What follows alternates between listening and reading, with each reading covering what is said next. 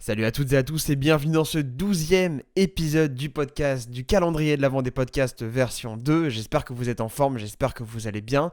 Aujourd'hui, on s'attaque à un gros morceau, comme souvent, même comme tous les jours j'ai envie de dire, mais on s'attaque à un très gros morceau, puisqu'on va parler peut-être du meilleur pilote de Formule 1 de tous les temps, à savoir Michael Schumacher, qui a été dépassé par Lewis Hamilton il n'y a pas longtemps, vous le savez probablement autant que moi, ça a fait beaucoup de bruit sur les réseaux sociaux, mais je crois que Michael Schumacher est véritablement une légende de son sport, et j'ai décidé de lui rendre hommage, d'autant plus que son accident, comme vous le savez en 2013, son accident de ski, a fait qu'il a repris un petit peu, si vous voulez, de la place dans les médias, mais je pense qu'il peut être plutôt cool, et vous me l'accorderez, de vous partager quelques anecdotes sur ce pilote hors du commun, et on va rentrer en matière dans cet épisode de façon extrêmement simple, en vous situant la réussite absolument gigantesque de Michael Schumacher, puisqu'avant que Lewis Hamilton justement ne le rejoigne il y a quelques semaines, il était le seul et unique pilote F1 à avoir été sacré champion du monde 7 fois dans sa carrière.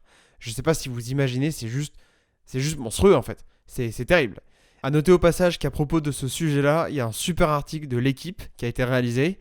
Je vous conseille d'aller le voir. Il a été titré Le duel Hamilton-Schumacher en chiffres. Si ça vous intéresse, c'est super intéressant. On passe à la deuxième anecdote.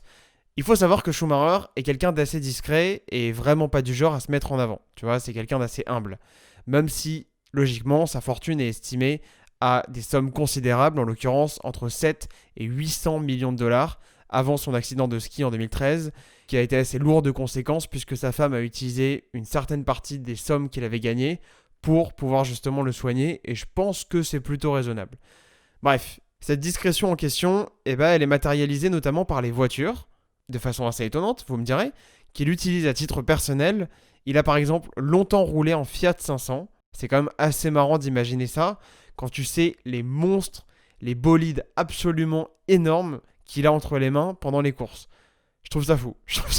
Le gars se balade en Fiat 500 alors que quelques heures avant, il avait une caisse qui faisait plusieurs centaines de chevaux. Je crois que ça doit être 4, 5, voire même 600 chevaux. Les Formule 1, c'est terrible. Je trouve ça chouette aussi. C'est bien d'être humble quelque part. Passons à la troisième anecdote qui, elle, est assez originale. Et pour le moment, ce mois-ci, si mes souvenirs sont bons, je vous en ai pas raconté des comme ça. Michael Schumacher avait constamment avec lui un bracelet porte-bonheur pendant ses courses. C'est mignon. Oh, c'est si mignon. C'est d'autant plus mignon qu'il lui a été offert par sa femme et visiblement, selon la presse britannique, il aurait été retrouvé après son accident. Et ça, c'est une bonne chose, mais la vraie question, c'est de savoir s'il le porte toujours du coup.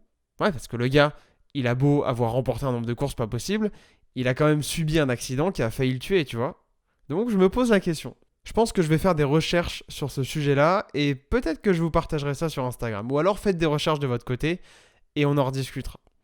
On revient sur quelque chose de plus léger et celle-là, elle m'a bien fait marrer.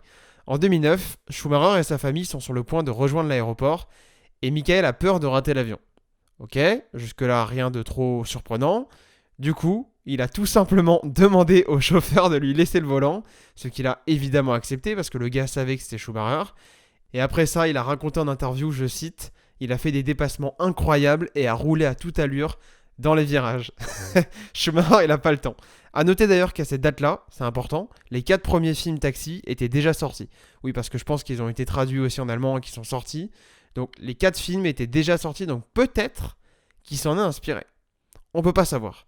Sami Nasseri versus Michael Schumacher, lequel des deux vous préférez, lequel des deux vous inspire, dans quelle voiture vous montez. Est-ce que vous montez dans la petite 306 de Sami Nasseri ou dans l'énorme caisse de Michael Schumacher ou dans la petite Fiat 500 de Michael Schumacher?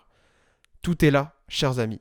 Je vous invite à y réfléchir pendant que moi je vais vous raconter cette dernière anecdote dont vous n'êtes peut-être pas au courant. En tout cas, j'espère. Michael Schumacher a joué dans le film, ça tombe bien on parle de film, Astérix aux Jeux Olympiques en 2008 où il incarne un personnage pilote. Wow, qu'est-ce que c'est surprenant. Il a dû se préparer tellement pour le rôle. Allez, j'arrête mes conneries. Et ce personnage, ils l'ont tout simplement nommé Schumix. La scène est dispo sur YouTube, je vous encourage à aller voir. C'est surprenant de le voir dans un autre rôle que pilote de Formule 1.